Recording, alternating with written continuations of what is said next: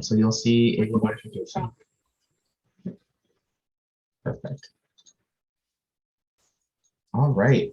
So thank you all so much for joining us tonight to our sixth installment of Racial Justice 101. My name is Joe Malbert Narvaez. I use he and the pronouns.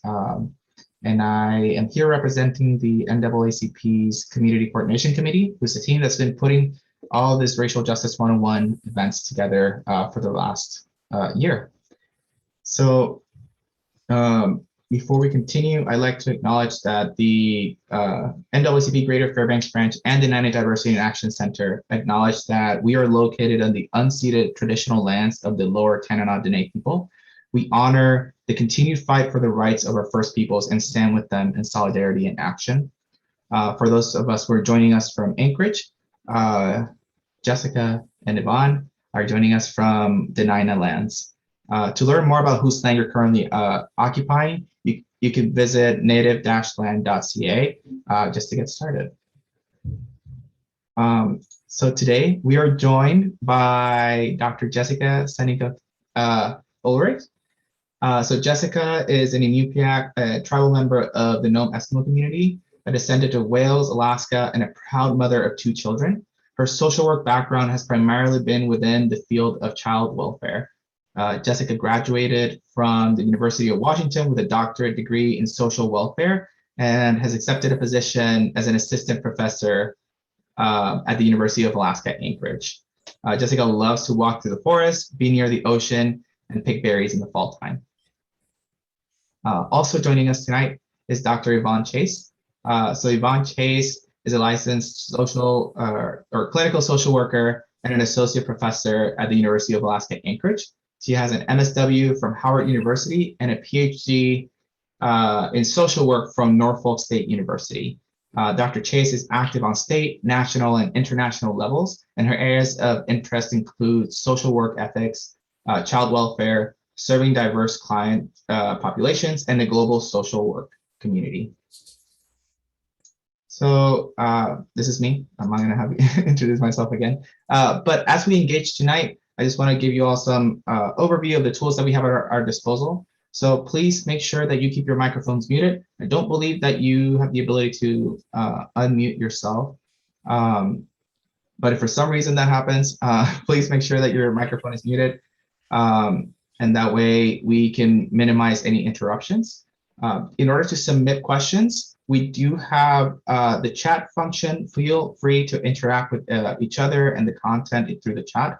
We also have a specific user whose name is Ask Questions Here.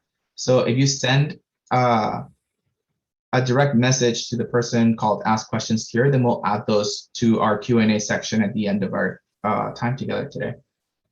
And we will be saving all of our questions towards the end, just so that our presenters can get through the presentation.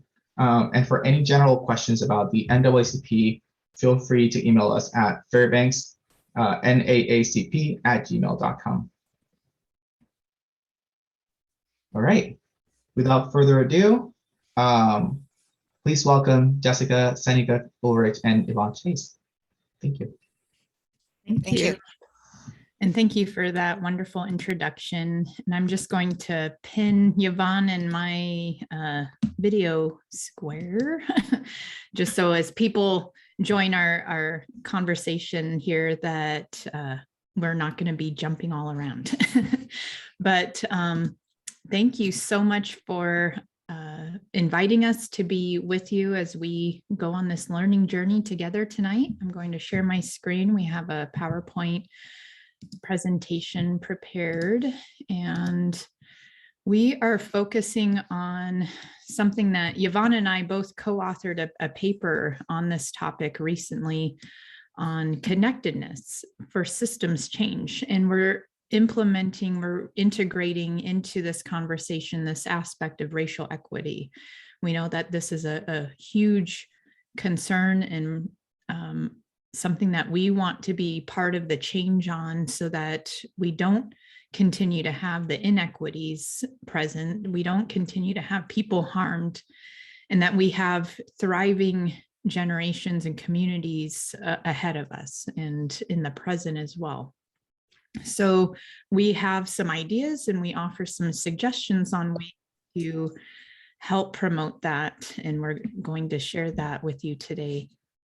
And just to expand a little bit more on the land acknowledgement piece, and thank you, Joe, for doing that already. I just always like to add this additional aspect of helping us get grounded to the earth and to acknowledge this wonderful planet that we're on and be grateful for the air that we breathe, the water that we drink, the foods that sustain us, for the warmth that keeps us able to live and to breathe and to exist. And I feel like part of what these land acknowledgements also do is to help us reconnect with the earth, to have that gratitude, and to come back in right relationship with our planet. So that's also something I just wanted to add to a little bit with the land acknowledgement. But in terms of objectives, these are some of the things that we're going to be talking about. And this is where getting grounded is helpful, because sometimes when we talk about history and we talk about racism and racial inequity, it brings up trauma and it brings up things within us that we're still feeling and grieving and healing from. So I like to hold on to a rock or something along those lines sometimes to help me feel grounded.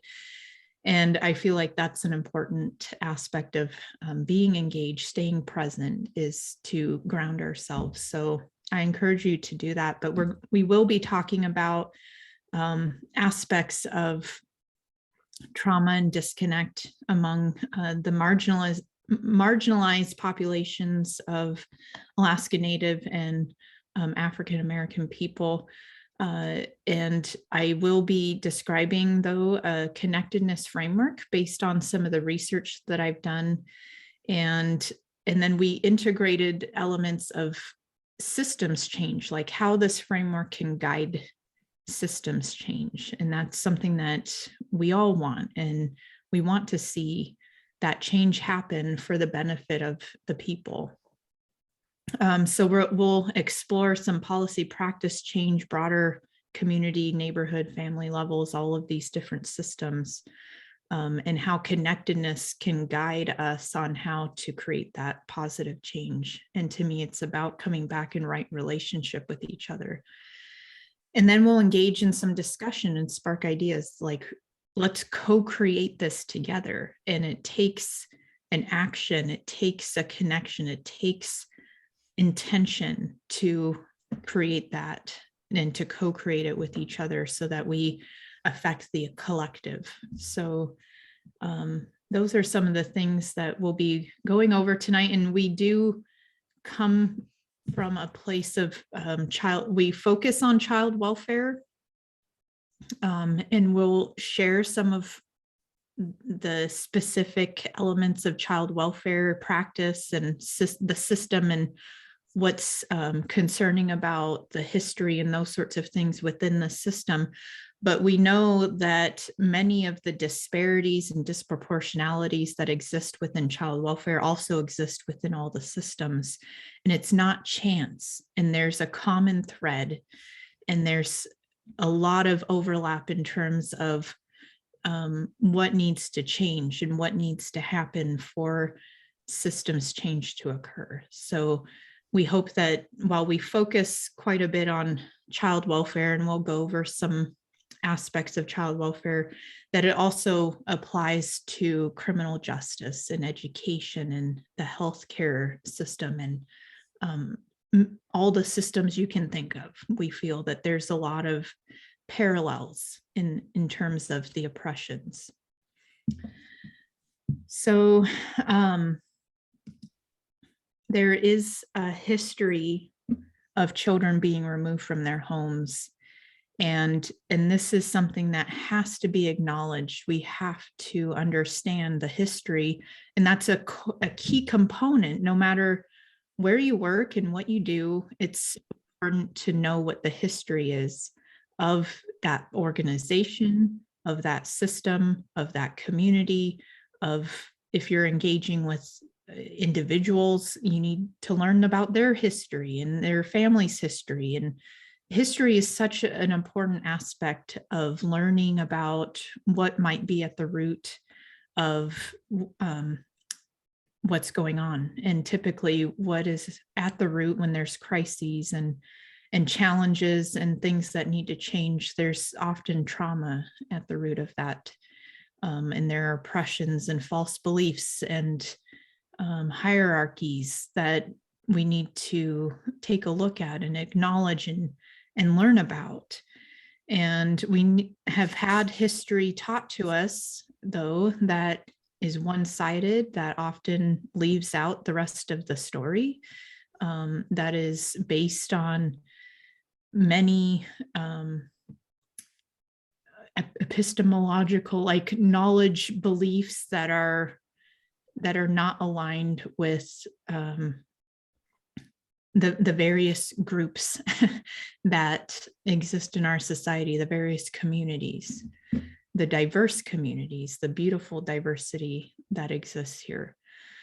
So in child welfare, there's a history of children being removed from their homes. And one of those histories has to do with boarding schools. And this is something that has been coming up more recently in some of the media that you might have seen, in terms of the number of graves that have been found around some of the residential boarding schools in Canada. And now there's also some investigation going on here in the United States. And we have to acknowledge this history, and we have to understand and truly have empathy and compassion for the struggle of what children went through when they were forcibly removed from their family and community and their culture and their spirit and their ancestral knowledge, and from their lands. And there was removal that happened for children where it wasn't just the children were extracted out, it was the children were removed from everyone and everything that was important to them. And that, there was such a disconnect and traumatic things that happened that, generations of people suffered, and community suffered, and families suffered, the whole collective suffered. So this is getting at the historical trauma piece, the massive group trauma that was experienced, and that we're still healing from and needing to heal from to this day. And so it's not chance that there's, as residential boarding schools started to get shut down because there was realization that this isn't really working out so well, and it's not the best way to work with the children and families, and that was having detrimental effects on them, that things instead, removal shifted to a different system. It shifted to child welfare, because you had children who were traumatized and never really accessed healing that they needed, became parents. And then those parents had children, and, the things that were taught to them in those residential boarding schools started to get transmitted through generations. And there were many that were still resilient. There were many that were so strong that, I'm here to this day because of that strength, and I'm so grateful. And at the same time, I'm still hurting and healing from that removal that happened to my grandmother. And that this is still, what we're thinking of in the past is still alive in us today. It's not just something in the past. If we're carrying that weight and that hurt and that trauma in this lifetime, in the present. So that's part of why it's so important to know the history, to understand and connect the dots, why things are the way they are, and why people have coped the way they've coped, or struggled the way they've struggled, and survived the way they've survived. So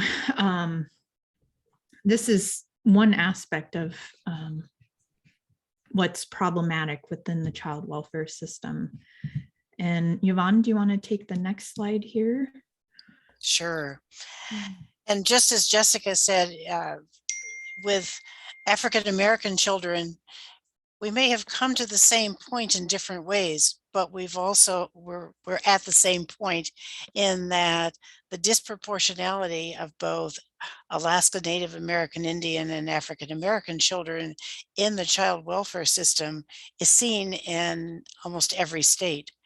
And when you look at children who are removed from their home, and particularly with African American children, also age is a factor. I mean, we see many of these children who age out of foster care without the support systems that they need to move on beyond that, and a sort of a straight path from the foster care system to the criminal justice system. There was also a study that was done, and I don't believe it's been replicated in Alaska at any point in time, but it was done years ago in a couple of large cities, including Chicago, where they looked at the reports of child abuse and neglect based on the zip code. And they could tell from the zip code whether or not that report, or the majority of reports, I should say, were going to actually result in a child being removed from their home. And other zip codes, not so much, maybe not at all. So we see this in, every place that we look. And as Jessica and I began to really explore the issue of when are we going to fix the systems that are impacting our children today and have impacted, as she said, her grandmother and my ancestors. It's time to really look at not just at the families in the system, but at the systems themselves, and how broken they are, and how we really need to be able to integrate those systems in a positive way in order to make change occur for families. Jessica, back to you. Thank you. And again, back to this aspect of the legacy of slavery, there's trauma connected to that. There was removal. And so that's one of the similar experiences, massive group trauma, removal. There's some similarities between these two groups in that way, and children being affected. And so it's not chance that we have data that looks like this in our country, where the highest percentages of children in out-of-home care are children of color, typically, especially Alaska Native. There's a high disproportionality in Alaska, 60%. It's been around 60%, sometimes a little bit higher, sometimes a little bit lower by like 5 percentage points. But around 60% of the children in out-of-home care are Alaska Native. And that's disproportionate because only 20% of the overall state population is Alaska Native. So these disproportionalities and disparities, again, it's linked to the history, it's linked to the trauma. It's time for systems to stop looking at individuals as if they're creating their own problems without acknowledging and understanding these systems and policies and practices and services also harmed and created some of what we're seeing today. So child abuse rates in the United States, this is just some more data points showing some of the disparities. It's highest among Alaska Native American Indian children and African American children. And Yvonne, I think you were going to speak to this aspect. Right. I was also going to speak to the chart that you showed a couple of slides ago, because it shows a small number of American Indian and Native Alaskan children.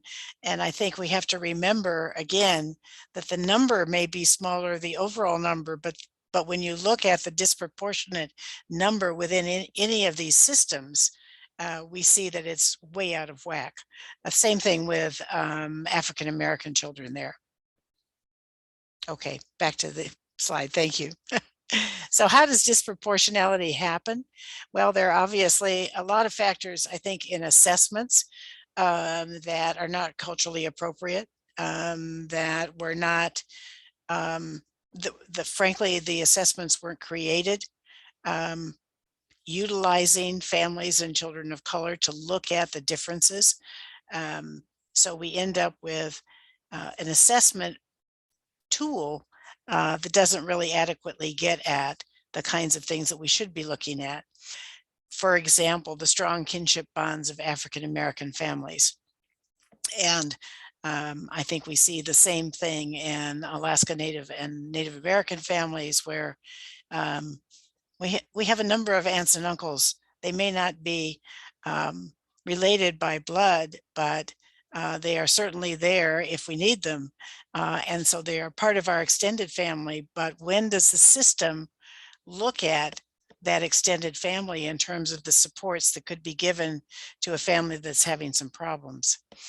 The often blurred kinship boundaries and functional and dysfunctional aspects of extended family relationships.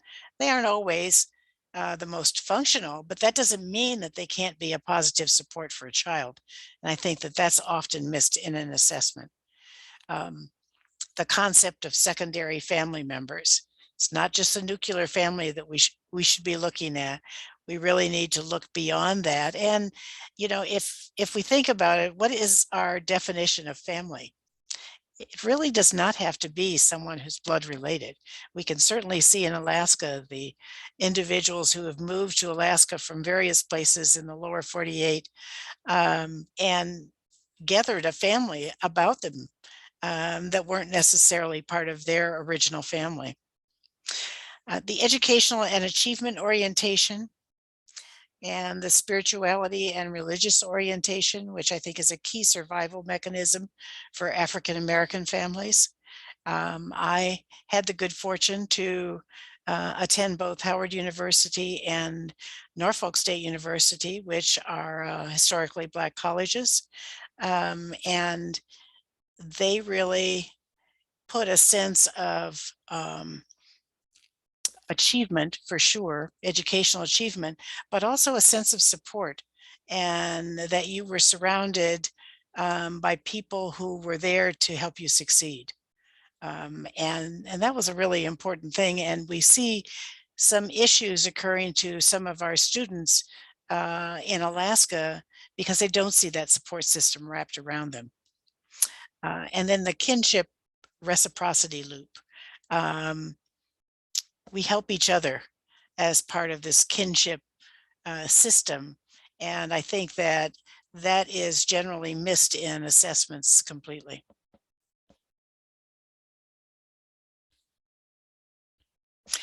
And I have one example that came from something that I did a while ago, actually, in a presentation.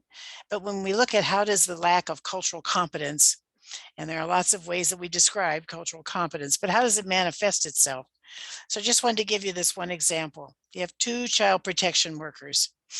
They work in the same office. They both were with the agency for a similar length of time. So it's not an issue of one that's been there forever and kind of, you know, has a better sense of what's going on. They both applied the same law, supposedly, when doing investigations, and they both used the same safety assessment instrument. But what happened? In a 6-month period, worker one did not remove a single child, but worked with each one of those families to look at the safety and the protection of the child and what did the family need in order to make it to the next positive step. Worker two, very same agency, removed 34 children. So we see that we call things cultural competence, but you know, is there a way to really help workers get on the same wavelength as they began to look at how they investigate reports of child abuse and neglect? Yes, thank you. And that's part of where there have been a lot of policy attempts made, changes. I feel like when I worked within the child welfare system and even as a trainer, we're constantly getting, more training on something else and a new way to approach safety assessments and decision making and all this, and ways to engage with families. And it was constant change and evolution and in that way. And yet the numbers stayed the same, despite the Indian Child Welfare Act being passed in 1978. We still see the disproportionate number of Alaska Native and American Indian children removed from their families, even though there's policy that says that active efforts must be made to prevent the removal, even though there's policy that says active efforts must be made to remedy and reunify a family. There's still a disproportionate number of these children who are being adopted out and sometimes disconnected from their parents, not only their parents, but their extended family and community, and their knowledge of their tribal history and culture, and all of that knowledge that's important to teaching children who they are, where they come from. So there have been attempts to right the wrongs, and yet we still remain stuck. And what is it that is stuck? Why do we continue to have the outcomes that we see today? And that's part of where I feel like we really need to step back and look at the bigger picture view and understand things in a different way. And there have been a lot of recommendation and attempts to do that. And this is one group here that Yvonne's going to talk about that has made recommendations. Over the years, and some of you may be aware of this, I actually had the privilege of serving on this U.S. Advisory Board on Child Abuse and Neglect, which was a multidisciplinary board that was confirmed by the White House and reported to Congress. And we had, I think we had the notion that because we were going to report to Congress, they might do something. And we issued 4 reports over the years on what we felt needed to really be done to make some changes in the child protection system. And one was that investigation shouldn't be the center. That we move immediately to investigation and removal, as opposed to looking at support and the crisis that a family may be in. We wanted to end what we were calling coercive government intervention. We wanted to see more work done in the community and at a community level, as opposed to massive government systems that often families do not have the knowledge to navigate.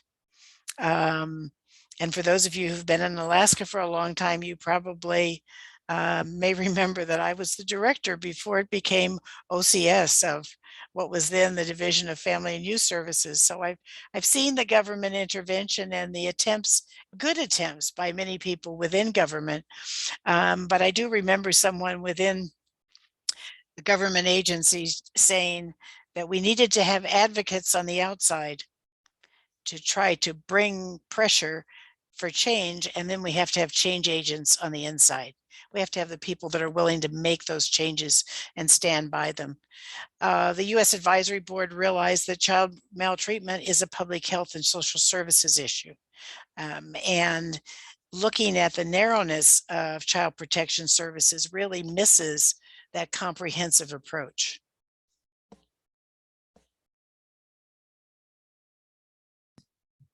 And part of what I want to share about the Indigenous Connectedness framework here, and this is all based on research that I did in 2020 with 25 Alaska Native knowledge bearers who were child welfare foster care alumni, who were relative caregivers or foster parents. And I was asking them about what they thought promoted child well-being and Alaska Native child well-being. And what I heard, and which was surprising to me because I didn't ask this, but what came up oftentimes was their knowledge and their stories of the trauma and of the challenges that were experienced, and of what the opposite of child well-being looks like in many ways. And they also shared what it was that helped that child with the healing process, or what helped with their healing process. And this is where this connectedness framework was updated. I had created a hypothesis beforehand based on the literature, but speaking with the knowledge bearers that I spoke with helped me better understand and update this framework a little bit more. So I want to explain it real quick, because this is what this systems change, connectedness for systems change framework is based on. So connectedness is a term that is about relationship, and it's understanding that I, as an individual, I'm also connected to a family and a community and to a place and to the environment. And it's about the interrelated welfare of all that helps promote my well-being, and vice versa. It's like a reciprocal relationship. And this came from a study out of Southwest Alaska, and the People Awakening team really centered this term. And when I read that article, it stuck out so much to me. I felt like this is it. This is what I need to learn more about, is connectedness. So I'm attempting to portray it in this visual way. This is a symbol that I saw as I looked through different artwork. I was trying to get an idea from Alaska Native Inupiaq art to help me put a visual out there like this. And I kept seeing these concentric circles. And then I also learned that the Yupik people also had this in their art, and it represented the eye of awareness, is what my coworker Elsie Boudreau told me. And it's so symbolic in that way. And so I feel like it's a really good way to capture this. But one of the lessons I learned from the knowledge bearers is the letters in red, that acknowledgement of the trauma and of the disconnect and of the challenges. That has to be one of the first things that we do in order to help the healing process, the reconnection process, and the connectedness process to happen. So we have to acknowledge there's been violence, that English only has been harmful, that there's been a huge rural-urban divide created, that we've experienced a lot of internalized oppression and shame based on constantly being told that we're less than or not as worthy of, or, all of these false beliefs get kind of integrated into our identity.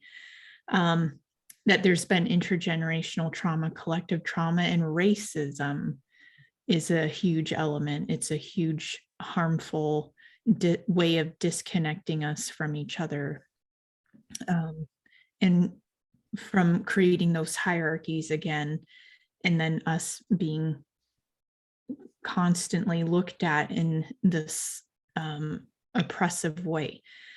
And then there's been suicide and false beliefs, maltreatment, all of these things. This is part of that acknowledgement piece.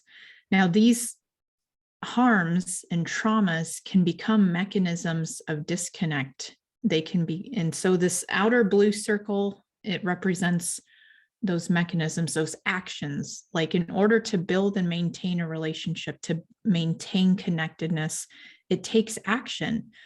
It's not just about us two coexisting separately and apart from one another. To build a connectedness relationship, we engage in these different things. We dance, we have naming processes and ceremonies, we subsist together, we gather, we celebrate elders, we have ceremonies, we grieved with one another.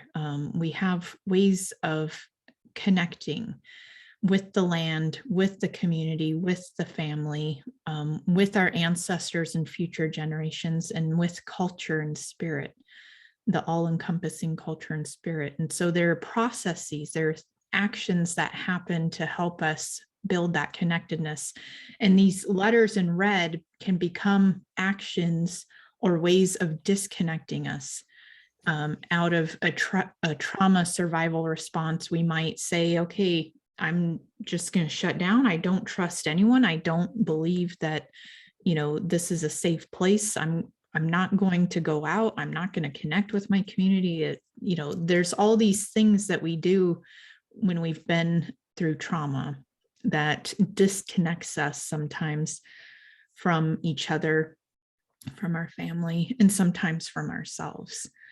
But what we want to do is have that outnumbered and by the positive ways of building connectedness. We want to build that resilience. And I always say I hesitate to use the term resilience because I feel like that's not enough. I don't want resilience. I just want us to be able to exist and have a good life and not have oppression and trauma occur and harm continue to occur, period. I don't want to have to be resilient to that. But until we co-create a world where that doesn't happen anymore, unfortunately, we are needing to do what we can to build up resilience, to have those positive activities and actions, relationship actions occur that outnumber the challenges. Because, and the reason why we need these relationships is for our own internal connectedness, for our own sense of identity. So this was one of the biggest aspects of what I learned from the knowledge bearers is this element of healing. And in the inner green circle, when we have healthy relationships with others, it can help us be in right relationship and in a healthy relationship with ourselves, where we feel safe, where we belong, where we appreciate the beauty and the gifts that we bring, and that we want that to be a natural way of living and learning and growing for our children. And unfortunately, because of things like racism and violence and oppression and all of these lies that are taught to our children about who they are and internalized oppression, all these things, it can, again, like, it makes us someone that we're not. And this is part of what I'm going out there and doing my best to teach about and to inspire us to think of everything in relational terms, and that it's time to come into right relationship with each other again and to heal ourselves through the different relationships that are strong, that are well, that we can rebuild and reconnect, and that we're in this healing process together. Because each of us, part of this understanding that I have now about our relational identity is I am not just myself. I am myself. I am an individual, but I'm also a collective. I am part of a collective. I am my ancestors. I am the land and the earth. My body is that. Like, who I am is spirit. Who I am is love and light. Who I am is beyond the social constructs that disconnect me from who I authentically am.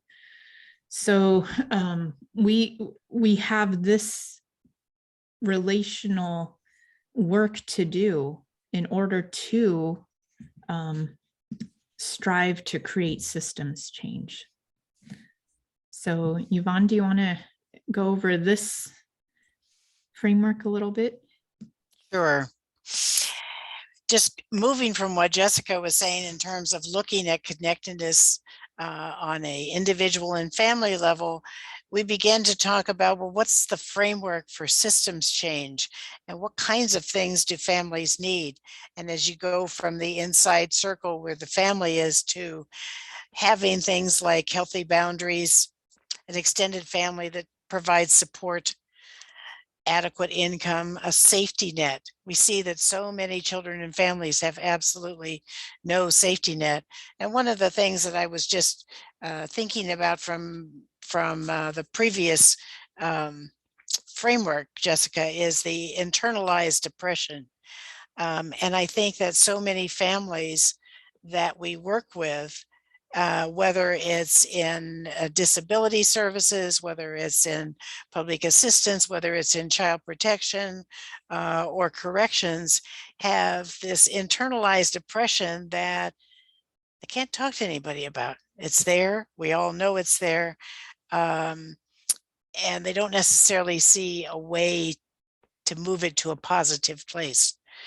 So as you move out here in this circle, we looked at what are some of the things that families need. And some of these things, the U.S. Advisory Board that I talked about earlier, talked about in terms of safe neighborhoods. And there's been some work done in a number of places in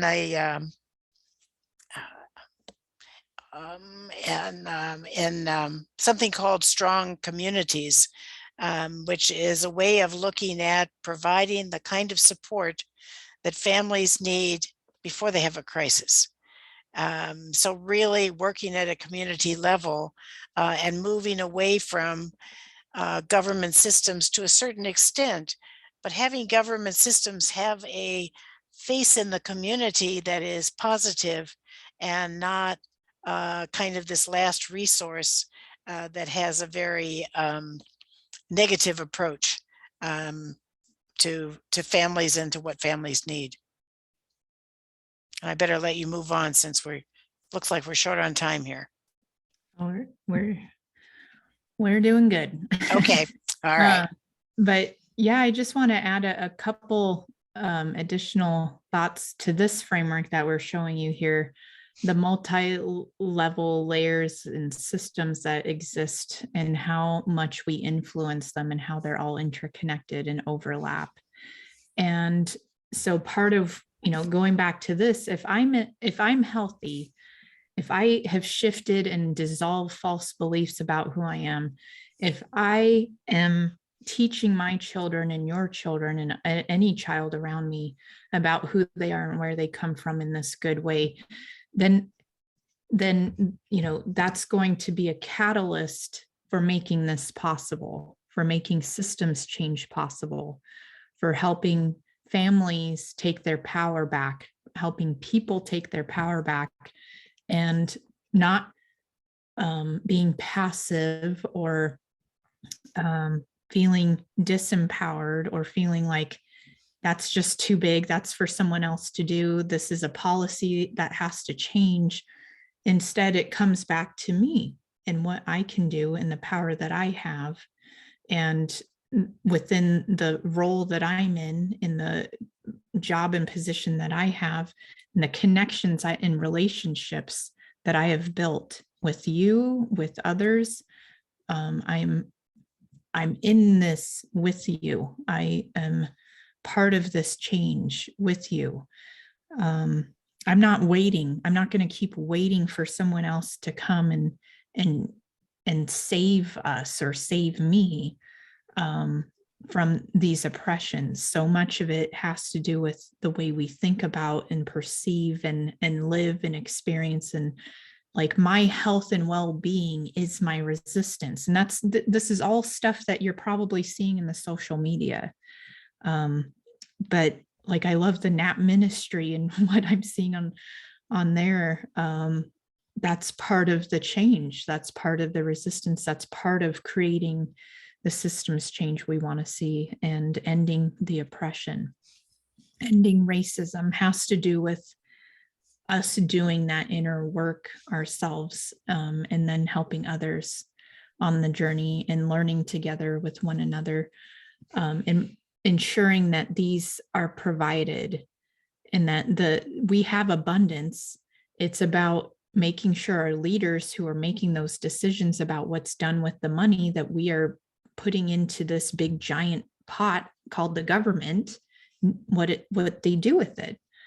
And then not also, I say it's like I'm a neighbor and I'm going to take care of my neighbors and I'm going to help them when they need help. And that's part of us having that relationship and a shared responsibility. And not putting it on someone else to take care of.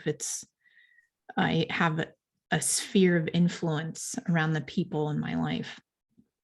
But within that, when you make that shift, and if you work in the education system, we have something we can do that's different, that's better, that is, and this is where we're going to give you we're going to go through some slides here really fast about all of the ideas of systems change, because it's not just one system that does the changing. It's all of the systems have to do the changing, and it has to do with all of us doing our part, and to waking up to who we are and where we come from, to coming back into healthy relationship with one another, to ending the false beliefs and hierarchies and oppressions within us and within our relationships with each other, and demanding that of our systems. So in the education system, we want accurate history taught. We want all cultures and epistemologies to be built into curriculum. We want community to give that guidance on what needs to be in there. That the system is listening to that lived experience, that this education is not about one size fits all, and that there are options and different ways of teaching and engaging for children, that we're not staying stagnant and stuck in one person standing up and lecturing at a students for 8 hours a day. So, and then same for mental health. There's different changes that could happen here. And these are all just small ideas on ways these systems, the healthcare system, like what about prevention? Where are the efforts and dollars being put into promoting health rather than responding and reacting to health issues and diseases later down, far down the road? Same with the justice system, looking and truly addressing poverty, having restorative justice processes built in, ending the school to foster care to prison pipeline. And then within child welfare, these are some ideas on how the system could change. And this is all based on relationship again. It's based on connectedness. It's based on us coming together as a person, as a family, as a community, at all of these multiple layers of the system. And it's about coming back to being a beloved community. And that was something that I heard the late Representative John Lewis call it. And I heard him speak at University of Washington. I'll never forget that experience. Such a powerful, amazing human being.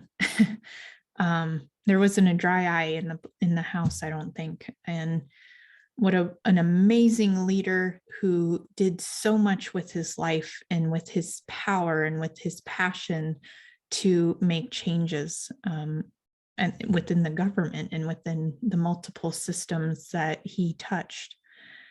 And there are strategies that we can focus on given this relational way of coming together as a beloved community.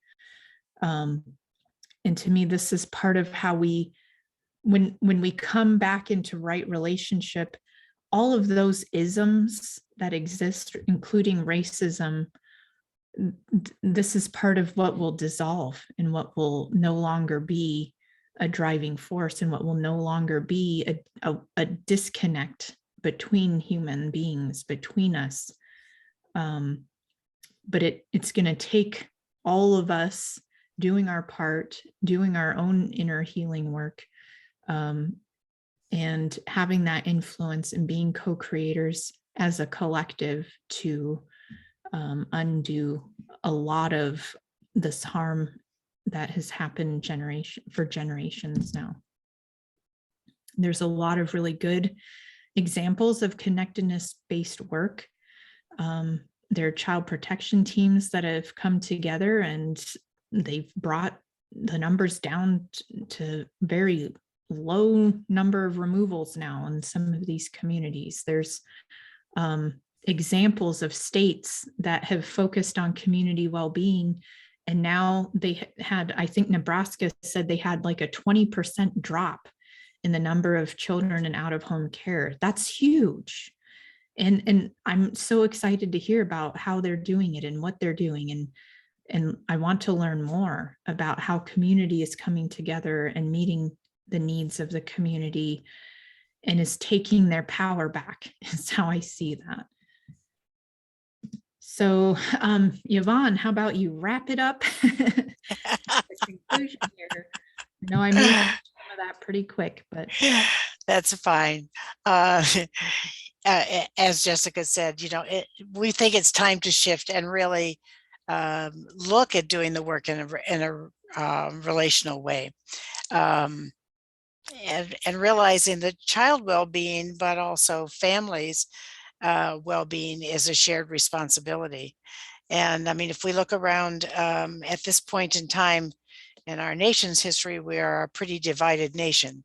You know, we have many isms that we need to address. And, you know, even as I look at some of the children who are in foster care across the country and think about some of the press that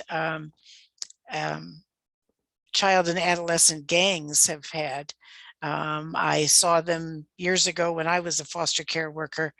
But, you know, again, when you ask yourself, why do things like that happen? Well, it's seeking a family again. It's seeking some kind of support system. Is it the most positive system? Not really. But if we focus on well-being and begin to, as we've said, listen to the lived experiences and change those funding streams to really get to families before there's a crisis that they find difficult to recover from. We still believe we have a chance. Of course, as you saw the date on the U.S. Advisory Board, it was in the 90s. And my colleagues from that advisory board and I just keep saying, okay, when is somebody going to actually make the change happen? So Jessica and I are hoping that happens. yeah, and I wanted to share a quote that I just saw today from Sonia Renee Taylor, who wrote "The Body is Not an Apology, the Power of Radical Self-Love." And this quote, she says, "We do not get to say, oh, well, racism, sexism, weight stigma, ageism, homophobia, transphobia, etc. is just so big. Boy, I sure hope they figure it out. Systems do not maintain themselves. Even our lack of intervention is an act of maintenance. Every structure in every society is upheld by the active and passive assistance of other human beings." So again, I feel like she's also putting out there, and I 100% agree that there's power in radical self-love. There's power in us shedding those false beliefs about who we are. There is power in acknowledging the trauma and the history and understanding where the disconnect is happening and what we need to do to reconnect and to change that dynamic. There's a huge awakening, I feel, and I know there's more people that need to wake up too, like what Yvonne was saying with the division and polarities and, you know, some of these divides that exist. But I also feel like, you know, as a human being that cares, that wants to do my part, that has shifted to loving all. And that's part of what I saw Representative John Lewis portray and what he embodied and what he was teaching us, that it's about love. It's about love of all human beings, even the ones that are the perpetrating the harm, even the ones that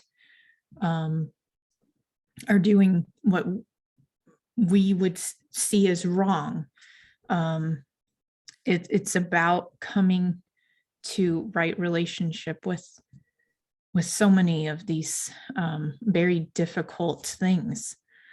And when we make that shift and we do that healing and we have compassion for one another, and we're no longer a victim, and we take our power back and we listen and we do what we can to make those changes occur, that this is where the power is. This is where the change happens. This is how systems are going to no longer operate in the way that they historically have in the past.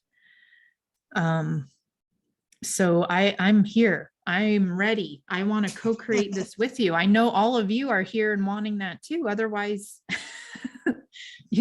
I don't think you would be spending your evening and your time with us if that's not what you wanted to. But we're learning together. There's more to learn.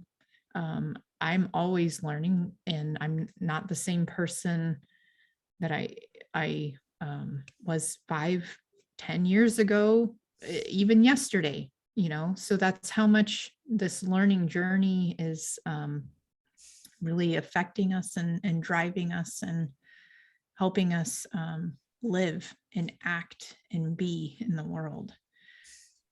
So with that, we would love to open it up for some discussion now and see if there are questions that people have and have some dialogue, because this is where the magic happens, when we talk with one another and we share our ideas. Yvonne and I just shared some of our ideas with you. We would love to hear your feedback and hear your thoughts and what's missing, because there's always ways to improve these ideas. And then let's build upon them and co-create together. Thank you so much, Jessica and Yvonne, for your presentation. We do have a few questions from the audience. And so this question came to us when we had the slide of the statistics where we were talking about disproportionality. And the question is, would a more diverse CPS workforce minimize some of that disproportionality? Well, I can take a stab at that. Part of the answer is yes, because I think that the more diverse that any system is, the better that it's equipped to deal with a diverse client population. That being said, I just think back to my own time in child protection, and which was a number of years ago. I can't say that the staff was necessarily diverse, but I can say that the majority of the staff were truly committed to what they were doing, and not to be removing children. But we forget sometimes that a system doesn't operate in a vacuum.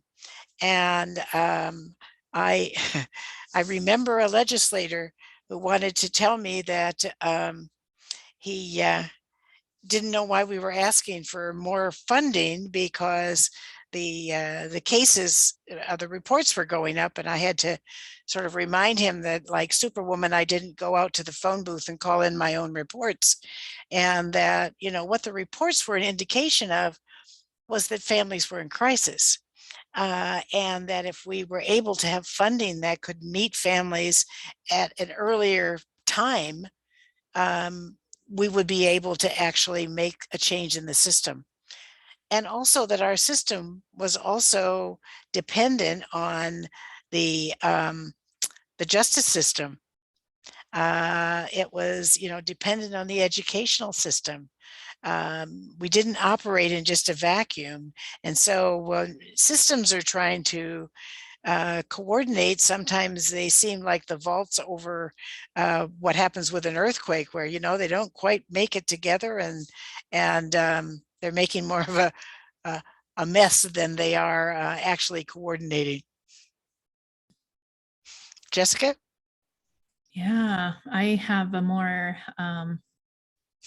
radical way of thinking about this question. So I worked within child welfare my whole drive and passion was to look at how to reduce the disproportionate number of Alaska Native children out of home care. That's still one of my drivers, but I totally changed how I even think about what my passion and drive is. That's not how I define it anymore.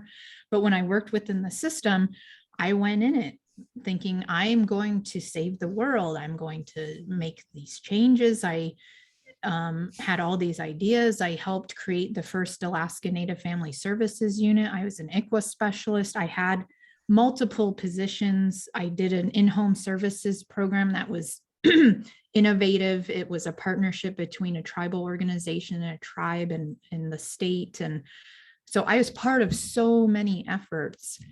And I think now that I step back and I'm doing research and I'm learning from the people I've spoken with, I think that the answer for me is no. A diverse workforce is not going to make a difference to disproportionality, because the premise that removal is even an option is still the main driving funding policy that is wrong. And until we completely, change that, and we, instead of funding billions in foster care and adoption, if we could shift the funding to billions in prevention, in health, in ending poverty, and all of those things, that's when the shift will happen, and we won't have the disproportionality. But it takes us kind of waking up to the ways that oppression and harm and trauma, and that's part of what I'm saying. When we acknowledge it and we learn about it and we see it and we own it and we know that this is wrong, that no way are we going to continue to operate that way. That's when the systems change will occur. And that's where I feel really energized about a lot of the dialogue happening across the nation, reimagining child welfare, abolishing child welfare, all of these different dialogues that are happening. There's a lot of discussion occurring to reimagine a different way of doing the work. And I want to put billions into safety plans and into services that keep families together, if it's at all possible. And when it's not chance that the majority of those families are struggling with neglect issues, it's all trauma. So it's like, well, how do we heal the trauma? Let's put billions into that, and put relieve some of the stress of 40-hour work weeks. And just, there's so many things we can change within our culture, our American culture, our way of being, that could make it so we can have healthier lives and sustainable futures. And coming back into right relationship is one of those key ways of creating that. And I'll say one more thing too, and this is getting back to systems change and just thinking about disproportionality. And so right now, I feel like there are these dynamics again where we're having to be resilient. We're having to teach children how to survive in this world.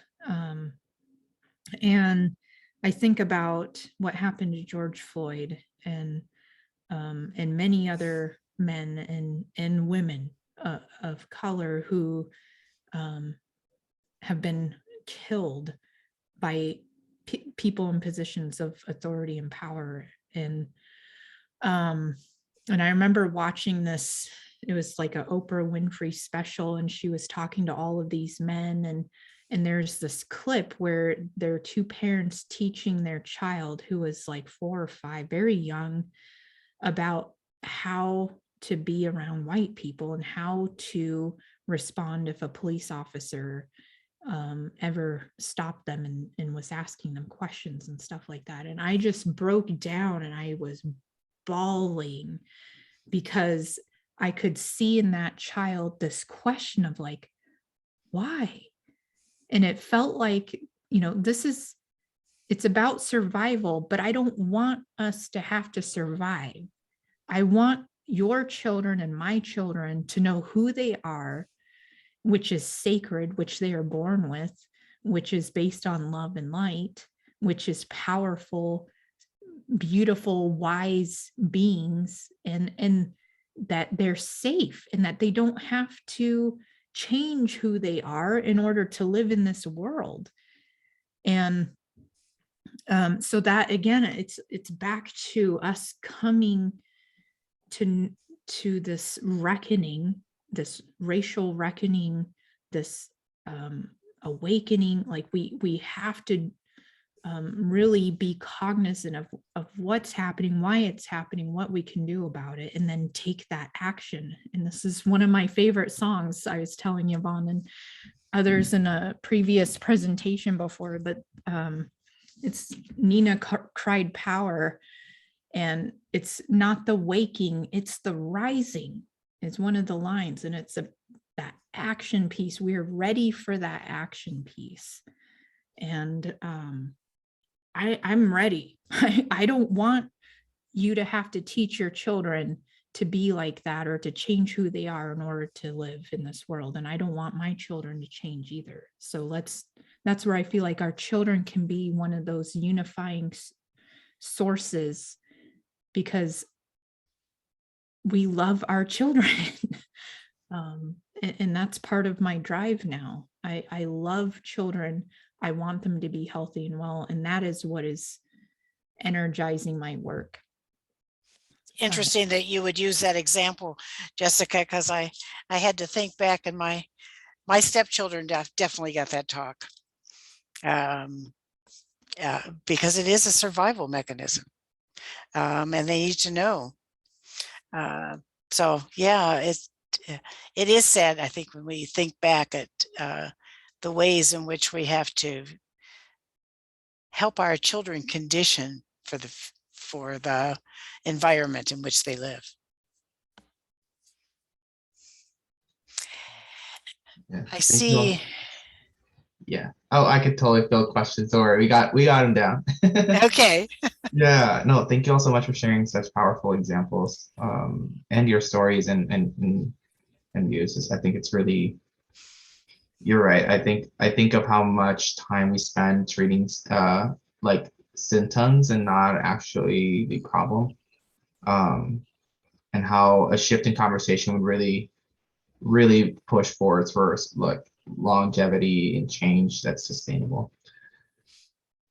So kind of another a related question, if you all had any examples of how systems change is happening in Alaska, if it is happening, or where do you all see this playing out as a priority? Jessica, you want to go first?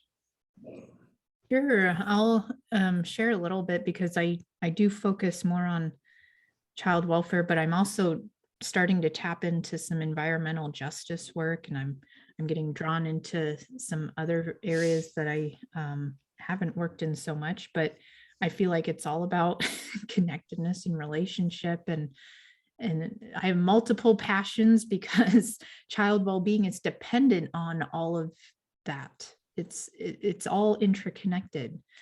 But one of the areas that I'm helping with is looking at creating a framework for tribal child welfare prevention. And we're having discussions also about creating a toolkit about what can make that a successful service and program. And I feel like based on our knowledge and experiences and all of our education and background and everything, like our cultural upbringing, we know that it's about healing, and that healing has to happen at multiple levels, and that it's about community, and it's about family, and it's about the children and the parents, but it's so much of it is about healing trauma. So there's all sorts of work happening right now to create that systems change, and there are funding mechanisms that we're going after to make it happen. And so that to me is part of the the systems change within child welfare that we're a part of, but there's multiple. The other area that I really want to, I have a passion and concern for is the education system, of course, and seeing what my children are learning in school, watching Pocahontas as they learn about colonization. It's like, how is this still possible in 2021? You know, but I think that's where getting at the root again of the conditioning and of the false narratives and beliefs and, you know, the norms that have been created in our country, that's part of the change that we have to see happen, and be vocal about it, and to show up and to say, like, I had to go to that teacher and be like, no, you don't. And how about we have a panel discussion from a group of Indigenous people to teach your children about Indigenous heritage rather than Pocahontas, you know? So that's what I'm getting at, those action steps, and knowing what to invest your time and energy in, and knowing you're not alone, and to partner. And there are times when you need to give it to someone else to work and do, because we can't do it all the time either, but we can just do our best.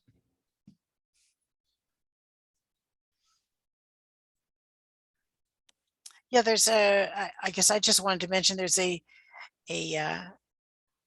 brand new small effort being started in Kawarrick, where the ICWA worker has pulled together a group of Native youth who will soon age out of foster care, and bringing them together and having them use technology, something called an e-portfolio, so that they can begin to build what I suppose in the past was known as a life book, but something to help them put their personal history together and have them realize their worth, and their positive direction that they can move in as they leave foster care. And it's been well, it's still going on. It's a very, very interesting project. And when the students were asked, or when the kids were asked if they wanted to take a break over Christmas, they said no. They really wanted to be able to just continue to connect, because part of what was happening was that they're able to form a group even at a distance doing Zoom, and building their own support system there as well. Well, that sounds amazing. I have to just share with you one story from a while back, but I was a school social worker in Washington, D.C. in my early years. And I think that I didn't realize how schools in very low income areas often didn't get the resources that teachers needed, but sometimes they didn't get the teachers that were needed in those areas as well. And so I was a school social worker. I'd get referrals on children that were supposedly having behavioral issues. And this little boy was in the 3rd grade, I think, and he would often disappear through the fire escape and sit on the roof. And people were concerned that he was suicidal. Well, he wasn't suicidal. So, you know, I called him down one day and said I needed to have a little chat with him, that the roof was not the best place to sit. And I said, well, what's wrong with your class? And he said, I'm bored stiff. And I said, really? Well, what does the teacher do? And he said, well, she's just not teaching me anything. I know all that stuff. So I went to talk to the teacher and look at the referral that the teacher had sent. And I swear almost every sentence was misspelled. Now, this was the teacher's referral. And this little boy was absolutely correct. You know, he didn't have a teacher that was challenging his intellectual ability whatsoever. So we had to look at a different classroom as opposed to the roof, because I told him there wasn't much happening up there in terms of continuing. But, you know, when you think about This was a very low income area in Washington, D.C. and Anacostia, and often African-American children who were in those schools had never been across the bridge to even see the White House, much less be in that part of the city.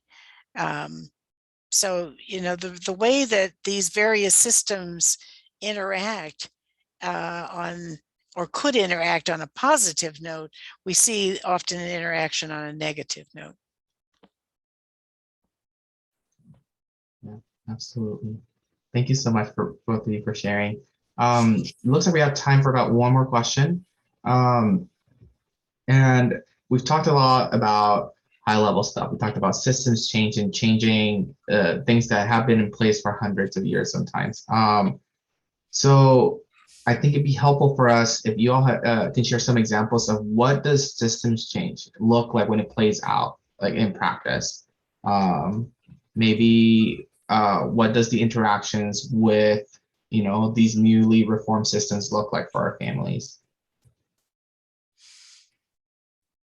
Jessica? Yeah, let me share my screen again. So to me, when we have systems change, systems will listen to families and will be guided by families, will listen to community, be guided by community, and that there is no more false separation between system and the people being served. It's felt for too long like an us and them. And when I worked within the child welfare system, there were so many decisions made without guidance.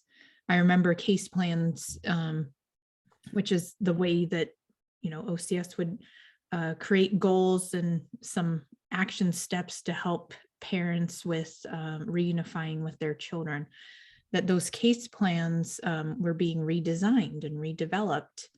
And they wanted to make it an easier document for parents to read. And I remember sitting in that room and going, have you asked a parent what they think? And it was such a, I felt like an alien from outer space, speaking a different language at the time. But I feel like there's so many norms around leadership and those sorts of activities that do not listen enough to the lived experience, that do not hear the feedback and make changes based on that feedback on what could be done differently to improve the services and what's being implemented, or the training, or those, although there's so many layers of a system that needs guidance from the experts, which is us, the people that are interfacing with that system. So that's just one small example, but we got to break down the divide between system and people. Leaders need to become followers. You know, like there's so many areas where we need to flip that script and change the narrative and to change the norms. And to me, this connectedness framework is somewhat showing you, if we stop looking at children and parents and the family as a separable unit and say, no, we're serving the family and not just individuals, what would change? If we look at systems serving a community, you know, so changing this, who the service is, and changing how these interface and interact is, to me, part of what I'm hoping this portrays and what we explain in our paper, which is not quite published yet. It's accepted for publication. We'll get that out and distributed widely once we have that out there. But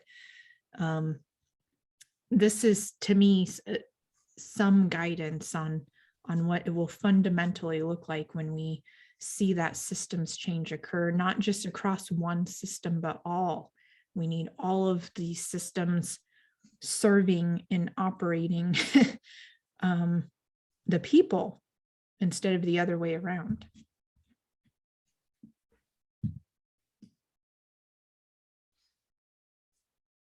I think even at, I mean, obviously Jessica and I are both at the University of Alaska, and, I think we also have to look at how we support students, because this has been a difficult year for all of us. But I mean, I've had a number of students that, life crises happen, and um, they need to know that there's somewhere they can go to talk to people, and there's some kind of support, that they're not feeling like they're alone. Um, and particularly if they're away from their home, if they've had to, whether it's move into Anchorage or move into Fairbanks or whatever, and they're in the residence, how are we helping them be supported, um, and not, end up in a crisis. And we've looked at a number of things, to do, again, to just be available, um, and not just assume that because they didn't come to class or didn't turn in a paper that, they they really couldn't stand the teacher. It could be a lot more than that, and you need to get back to them and sort of close the loop there. All right. Well, thank you all so much for sharing your time and expertise. We're really excited to see your paper once it gets finally published, and for sharing your experiences and your personal investment in this very important change. And yeah, it's all very inspiring, and I think a really good call to action for our community, and to really reframe the way that we think about the systems that are built to support us, but like really we need to really involve the communities we're trying to serve in these conversations. Absolutely. Thank you for having us. Absolutely. So let me share my screen real quick. For those of you all, thank you so much for coming and attending our last Racial Justice 101 presentation of the year. We do like to provide some support to our speakers and thanking them for sharing their expertise. So please, if you'd like to donate to our Racial Justice 101 education efforts, you can do so through Venmo.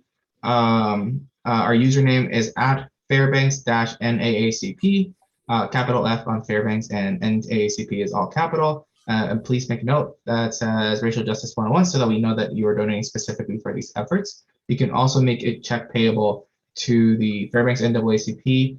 Don't worry about remembering all this information. We will share this out in a follow-up email along with the recording of this workshop. Also, we would love to hear what you think as we are planning for next year. We'd love to incorporate some of the feedback. So please feel free to scan this using your smartphone camera just to share any thoughts, ideas, or any lingering questions that you may have. We did have a lot of questions, but we're unfortunately limited to time, and we want to respect our speakers. And however, we'll get with them and see if they'd be willing to answer some of these questions via email.